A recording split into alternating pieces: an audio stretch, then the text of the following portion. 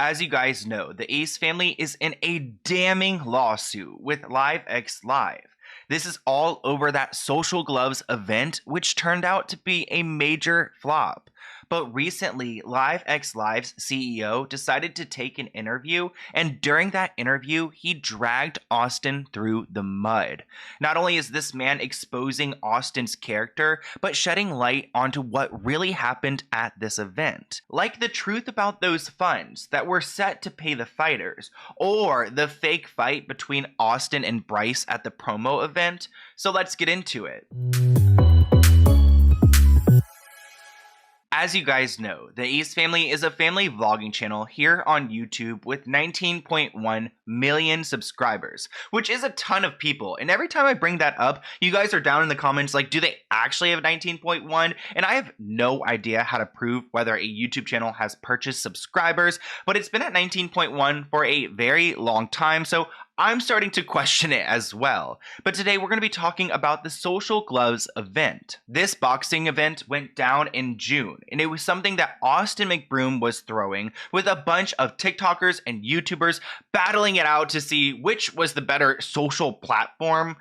Kind of a dumb idea, but it had people watching. I mean, some people, about 136,000 pay-per-views, not the 3 million that Austin was claiming that they were going to make. But let's go ahead and talk about what has been going on with this boxing event, because we've talked about the lawsuits before on my channel. If you guys have not seen those videos, definitely go check them out. But I want to shout out this one YouTuber. The channel's name is The Tom Ward Show, and I will link it below. This guy, Tom Ward, actually got the CEO of LivexLive, Robert Ellin, to go onto his show and to share a little bit about what's been going on between his lawsuit with Austin McBroom. If you guys don't know who LivexLive is, they are a company which hosts a variety of events, typically online, where they can go and stream out to their viewers. Robert Ellin is actually the CEO of LivexLive, and he's a pretty successful businessman. I was doing a little bit of research about him, and he's actually worth $7 million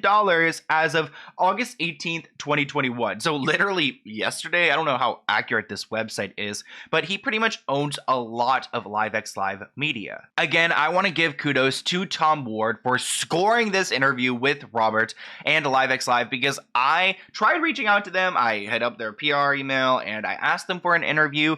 They never got back to me, so they did not want to come on my little old channel. But today we're going to refer to some clips from Tom's interview with Robert. If you guys want to go and watch this interview in full, it will be linked below, and definitely go support Tom because he got a really great interview that spilled a lot of tea. So let's go ahead and jump into it. In this little segment, you're going to see Robert, the CEO of LivexLive, talk about his involvement with the Social Gloves event. Wow. So we were asked to come in and to be the distributor and the streamer. And it morphed itself to a little bit deeper than that. Where our production team stepped in and did what I think is the most fabulous job of any social event ever done in history. So we became a partner in that as well. And when we realized that some of the pieces that Austin thought he could bring together, right, including sponsors and marketing, he just didn't have. We stepped in and we helped him out on the marketing side as well. A random thought. I wonder if he talked to his lawyer before doing this interview. Like, we know that Austin McBroom tried to go out to the paparazzi and shape the narrative. So I don't know if Robert's just trying to do the same thing and counteract what Austin already did.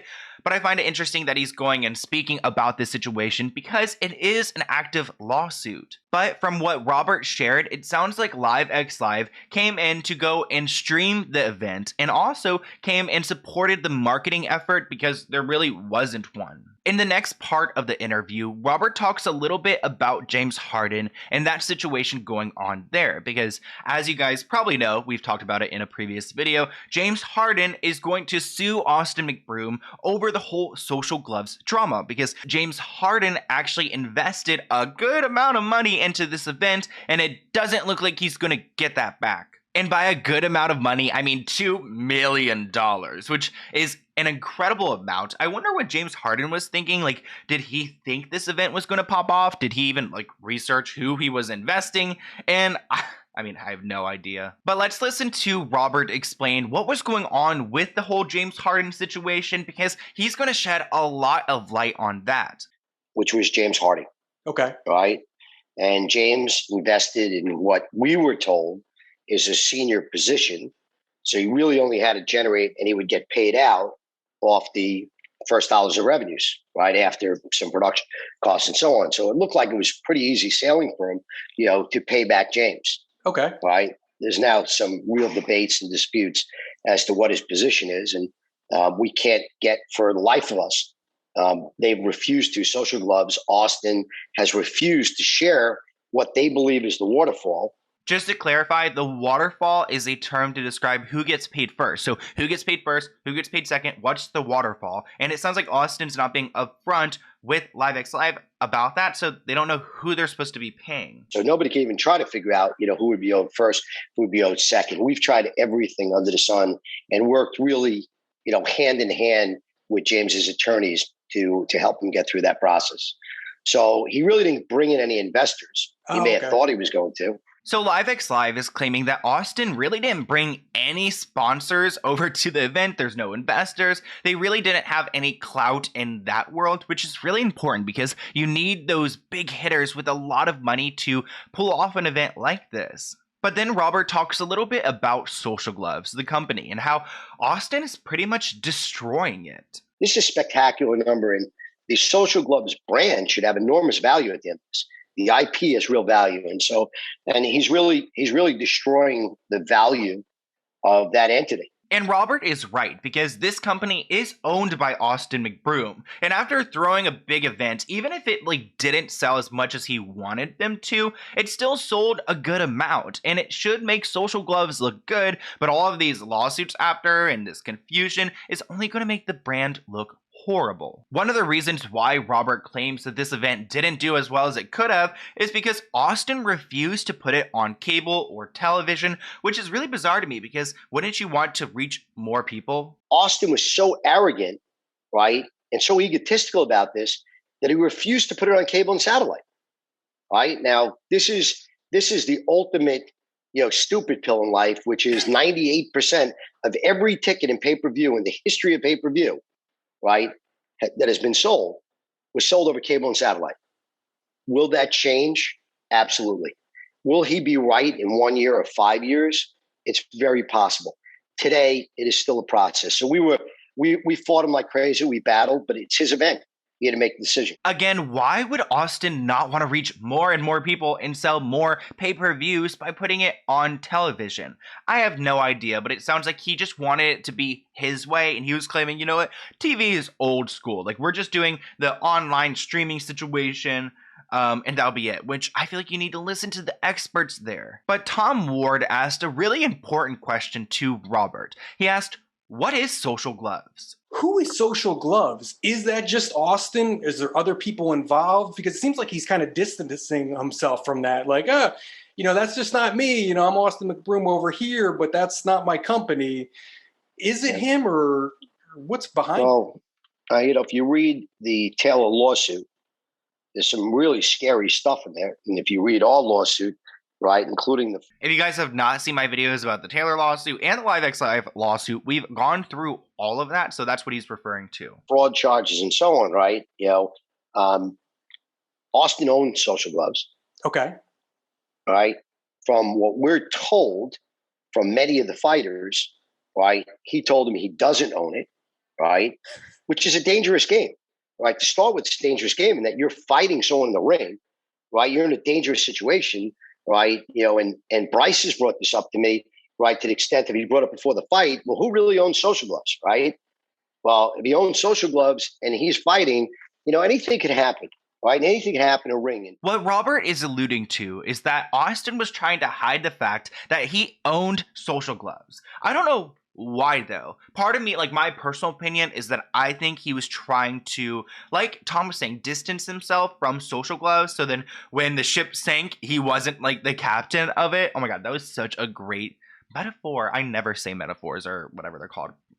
hyperbole. Not hyperbole. I think I got it right. Metaphor. But anyways, he didn't want to be associated with this sinking ship. And also, I feel like there are some problematic things when it comes to like the owner of the company fighting someone in the ring. It's like, like Austin has a little bit too much power here if he's over here owning the whole like event and fighting in it. It makes me think that he could even like cheat if he wanted to. But this next bit of the interview is exactly what I wanted to talk about today, because you guys may remember that Austin and Bryce got into it at an event promoting the boxing event. And pretty much what happened was they were at this restaurant and Bryce lunged for Austin and then they fought. And honestly, that like fight got more publicity than I feel like the fight itself, like the fight that happened in June, the boxing event. I feel like that got less clout than the whole fight between Bryce and Austin because people were really shocked by it. They thought it was unexpected. But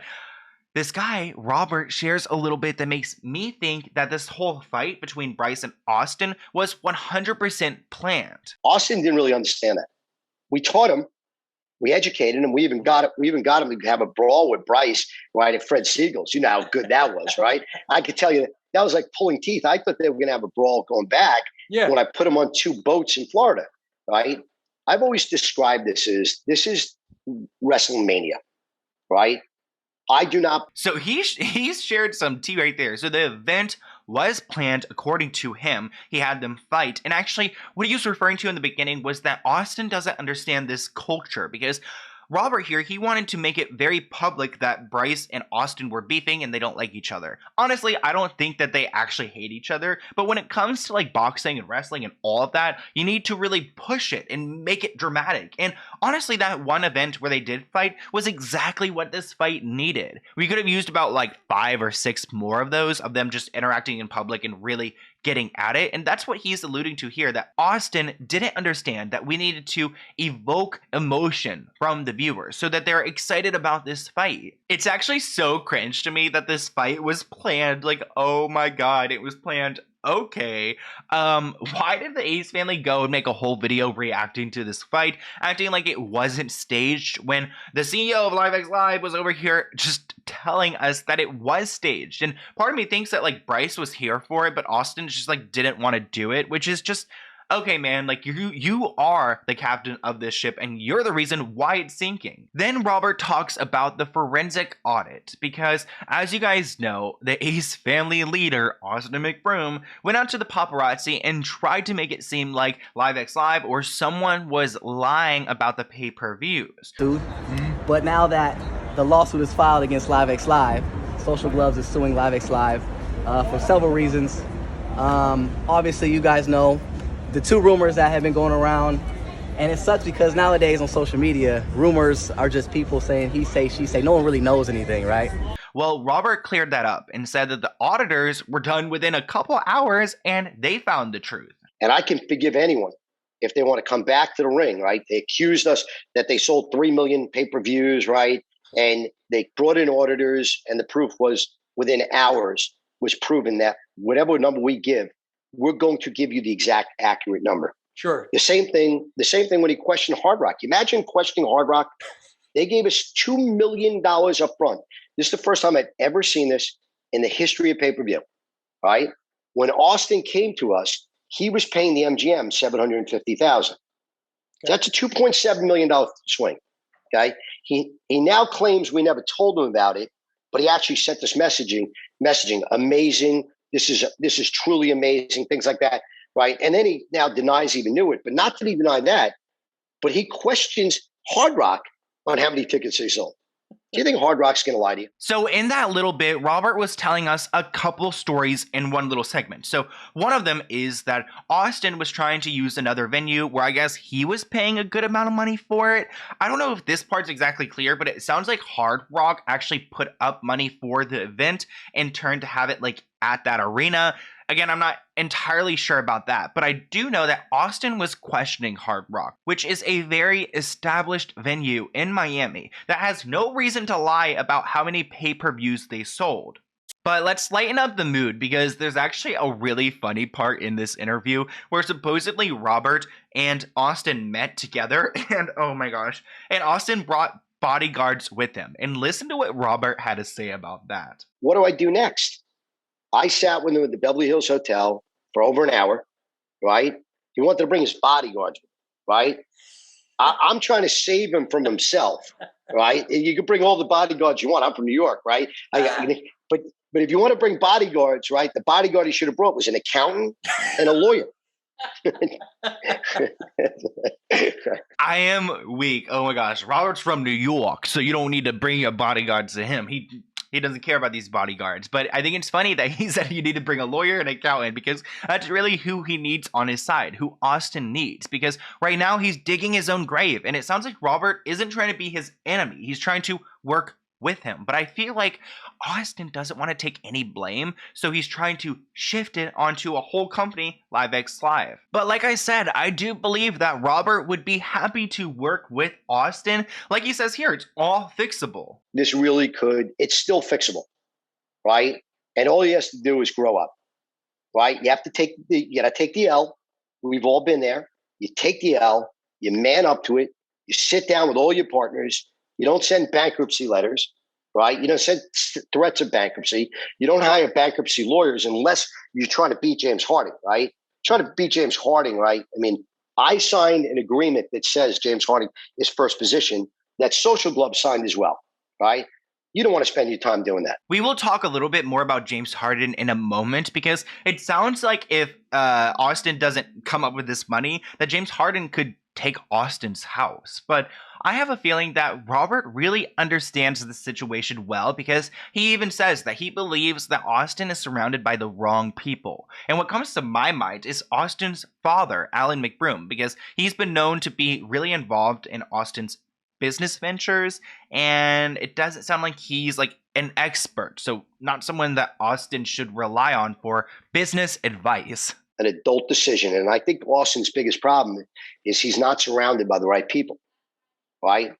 If you read Taylor's lawsuit, his lawyers are included in this, that were involved in convincing the kids of who owned Social Glove. I do believe that if Austin McBroom just keeps fighting these people on and on, it's not going to end up well. And actually, like I just mentioned a few seconds ago, James Harden could possibly take Austin's property in turn for his investment. It's a shame, and he's going to learn a hard lesson if it goes the distance, right?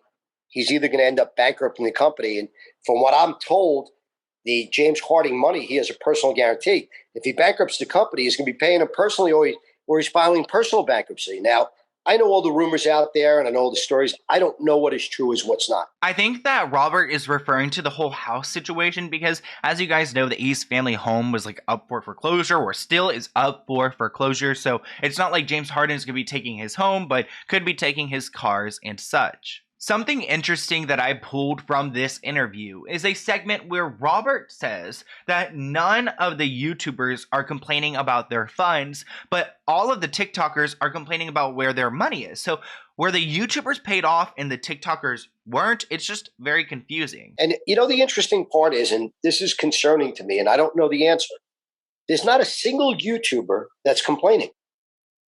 So if none of the YouTubers are complaining, but every single TikToker wasn't paid, what does that tell you?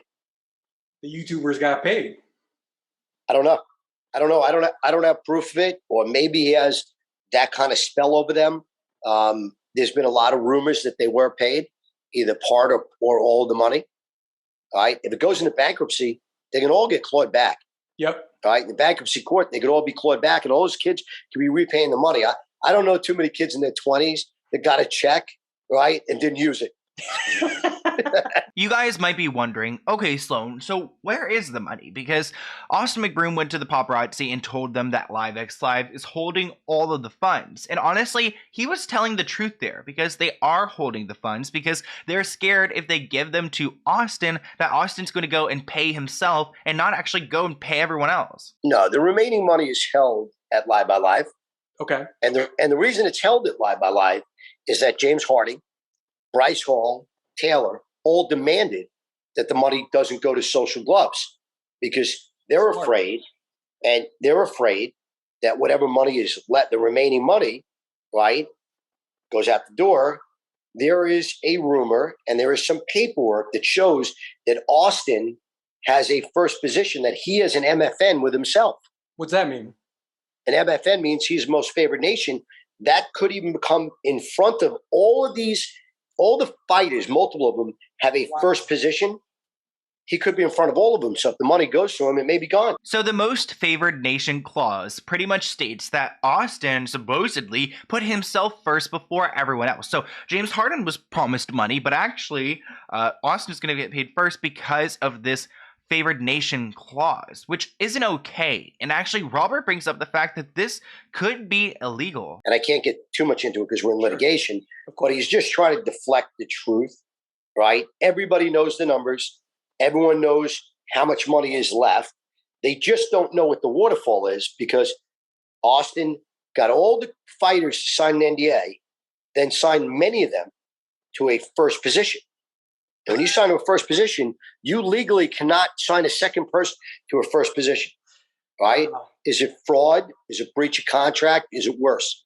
Right? Those are all question marks. So the money seems to be the source of every problem. And honestly, as it should, because the CEO shares that he and his company put up money for this event because Austin was lying about wiring money to people. Unless you file bankruptcy, James Harden is in the first position. Gotcha. And the man deserves his money. He wrote hard checks. The only one that put up hard money was us and James Harden, right? And the reason we put up money is Austin was supposed to pay for the entire production, told us the monies were wired, then changed the number, then guaranteed the monies were wired, and never paid the full amount, right? So, But the first person that should be paid is James Harden. He should get his money. He put up hard dollars. He has an agreement with Austin. We signed an agreement with Social Gloves stating he should get the first $2 million. So it sounds like James Harden is going to get his money no matter what, whether it's out of Social Gloves' pocket or out of Austin's personal pocket. And no bankruptcy is going to save him from that. It's clear that Austin, his father, right, and the rest of his family doesn't want that to happen. So let me ask you this. Isn't it as simple as him declaring bankruptcy and all this goes away? No, bankruptcy depends, right? If the lawsuits are correct and you committed fraud, right, there's whole different rules on fraud and bankruptcy. That's one. Okay. Number two is, again, what I'm told, and I don't know this is a fact, that James Harden's contract has a first position, but it also has a personal guarantee. If he's got a personal guarantee, he's either taking his house if he owns it. It sounds like from the papers he may not own it. The banks may own it, right? But if he does, and maybe he's taking his Rolls Royce and his Lamborghini and all the fancy cars and so on, again, I hope he's going to come to his senses. I hope he's going to come to reality, and he's going to figure out this is a very dangerous game. Honestly, I hope that Austin does come to his senses because it would be incredibly embarrassing to see all of his luxury cars being, taken from his home and being, sold off so that James Harden could get paid. It's just a really embarrassing move. But you guys are probably wondering, so where's the money? I mean, we know where the money's at. It's at LivexLive. But what's going to happen with the money? What is the courts going to do? And it sounds like the courts can actually take the money and they could figure out how they're going to distribute it. Right, and release. Now, our option is going to be soon, we'll have no choice. We're going to have to put that into the court system and hand it over to the courts to decide. Right? I can't be judge and jury, right? Robert is right. He can't be the judge or the jury, but it looks like there's going to be a judge and a jury at a trial. But Robert does say that if Austin would just behave, everything could just resolve itself. So legally, I can't answer. What I tell you is what I told Austin is, right? Not only would we help to end this, we would have if he had behaved, right? This was after all the nonsense, right? There's all the complaints he had, the whole works. We would have potentially invested more money into Social Gloves because Social Gloves is a very serious asset. I don't know too many live events, first-time events that did, if you just take the 136,000, right, times $50, right? Yeah. Just add that up, you're getting close to $10 million in revenues. There's very few first-time events in history that have done that. But what he really has, he had an opportunity to build a league, right? And to build a social experience, right, that we're talking about, right? So we've already been doing it. We've been doing it for years, and we do it mostly for music, but we've done it for social media stars, and we're going to grow that like crazy. I mean, what we're going to do next is we're going to do a female event, right? We're going to do many different social events like this. So I'd be lying if I didn't think it was a little bit shady that LivexLive is coming out with their all-female boxing event, because that was Austin's idea. And they're like, okay, well, I guess if we're not working with Social Gloves, we're going to do our own, which isn't cool. And honestly, it seems like Austin is really just hurting his own brand. I mean, they talk a little bit about that in the interview, and it seems like this is going to cause long-term damage. And people forget he's got a family channel with his wife and his little kids and stuff. I wouldn't let him watch that, you know, and knowing all this stuff. And I'm sure there's a lot of people out there that his numbers have got to be dropping. He's got to be killing, you know, his viewership and his fans out there. They've got to be dropping after hearing this every day for so long. It can't be good for his brand. I mean, there's nothing good about this. You know, we sued his wife as well, right? I only met her twice, right? She came to my house with their children and his dad at dinner at my house, my wife and my family, right? You know, wow. The second real time that I spent any time with her is when she asked me about the numbers. I shared it for her literally from my phone. And here's the crazy part of this, right? And I apologize, I left this out. Austin was telling Bryce and telling Taylor that he didn't know any of the numbers. He was getting the numbers every day. And as it got close to the fight, he wasn't getting it every day. He was getting it every hour. And as we got to the last couple of days, he was getting it every 15 minutes. I think that's one part I can't really get over when it comes to this whole drama, is that Austin just lies a lot. Like, it seems like there's a lot of lies. And as someone who, like, really prides himself on, like, not lying, I just, like, cannot imagine how he would feel inside telling all these people different things. It actually, like, starts stressing me out just thinking about how much baggage he would have because of all these lies he's telling people. And Robert talks a little bit more about why it's concerning that these YouTubers are not complaining, but these TikTokers are. And it makes me think about how Austin is the CEO of Social Gloves, and maybe his fight with Bryce wasn't 100% fair, because supposedly the referee kept grabbing Bryce at one point. He's going to talk a little bit about that here. I really question why there's not a single YouTuber complaining, right? It's very, very concerning. I think someone should find that out, the answer. The press should know that answer. Yep. Right. TikTokers are now asking. They're wondering, was this one-sided? It's been a question that's been asked on the fairness of the fights. It's been asked on just about every question. I mean, Bryce has asked me multiple times, like, you know, right after the fight, you know, even though he was angry at us for a minute, I think he now knows the truth. He was worried the referee grabbed him 10 times. Anything is possible when there's a lot of misleading information. Honestly, chef's kiss, Robert. That's 100% true. And if there's so much misinformation, then, I mean, I don't think it's so far off to think that maybe Austin could have cheated and paid the referee or did something to ensure that he would win against Bryce. Like, oh my God, this is so dirty. But of course, Robert ended off the interview by promoting his next boxing event. We're doing the same thing for boxing. We're doing the same thing for podcasts. So we just announced a female version, Self-Made KO, which the fans are going to choose who are going to be those next great female boxers, right? They're going to come. And when I say boxers, I use that word loosely. And again, this is way more Disney WrestleMania than it is believing the next one's going to be Ronda Rousey. At the end of the day, there is so much wrong with this situation, and there's a reason why multiple lawsuits are coming about, why the CEO is going over here and jumping on Tom Ward's YouTube channel to do an interview.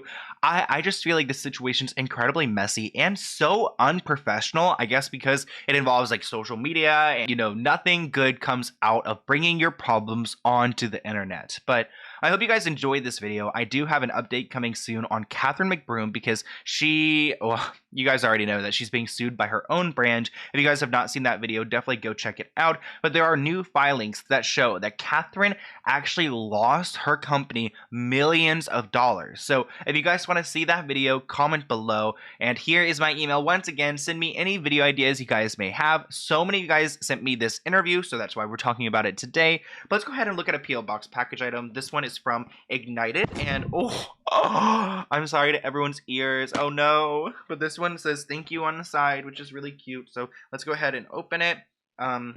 Looks like it's located in Ohio. Sorry, I like scratched the label. I'm kind of like in a good mood today, guys. I don't know if you can tell. I think it's because I haven't eaten yet, and it's like 3 o'clock, and the hunger is starting to kick in. So I think I might go get myself a little lunch after this. Okay, let's go ahead and see what they sent me here. I'm so excited. Okay, there's a card, so that is great. Okay, thank you. And it looks like Ignited is the brand, and I will list everything below. They've got an Instagram and an Etsy. It's gonna be lit. Hi Sloan, we love your channel and you're freaking hilarious. Please enjoy. Ignited. I have no idea what type of brand this is, so thank you so much. Let's go ahead and check it out. Okay, here we go. Oh, okay. This is some paper, and what is this? Okay, we're gonna unpackage those in a moment. Okay, and then there's something here that's a little bit heavier, so let's see what this is. Ignited is a cool brand name, but I wonder like what it could be, because it doesn't tell you. Like, is it? Oh, oh my! Ignited candles. Oh my god! Stop, guys. Oh my gosh, this one smells literally like. Oh my gosh, it smells like a birthday cake. Oh my gosh, it smells so good. This actually, it smells like when you're about to go and have like your like oh wow, when you're gonna have your birthday, it feels like a bunch of like little birthday candles like surrounded into one. Oh my gosh, this is so pretty. Thank you guys so much. I love this. And let's go ahead and see what this one is. Oh, another candle. I think snacks, small batch soy candle. How do you open it? Oh my gosh, this smells so good. It smells like literal, like, I don't know, like a lemon birthday cake. Oh my gosh, these smell amazing. Thank you so much, Ignited. Definitely go check out their brand. Everything's listed below. I mean, these are really high quality candles. I can just feel by the wax. It feels so nice. I've made candles before, guys, and actually, I want to, maybe this is a good time to ask, but I'm thinking about coming out with a Christmas candle, not like a Christmas flavor, but like launching a candle. I think I'll only make about like 500 of them. I won't make them, but I'm working with a small brand. We'll make about 500. They'll come out in like November time to sell, kind of like for Christmas. It'll have its own website. If you guys like that idea, comment below, because I'm not a business person, but I love candles, and I really want to give you guys something special, not just, you know, just throwing some crap out there on Teespring or something. So if you guys like that idea, comment below and email me too if you have any, like, I don't know, any suggestions. But until next time, thank you so much, Ignited. These are beautiful candles. Oh, the smell is exquisite. So I will see you guys in a new video soon. Bye, guys.